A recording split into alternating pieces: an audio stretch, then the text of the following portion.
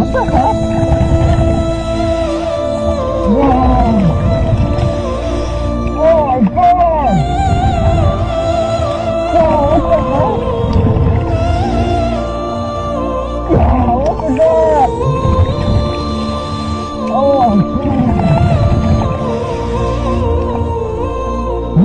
guys, so we have the box right here. We're going to put it right back where I found it.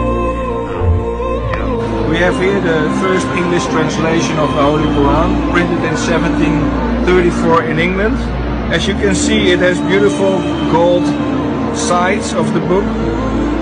And the amazing thing is when you open it and you go like this, you will have an illustration of Mecca with the Kaaba. So it's an original drawing.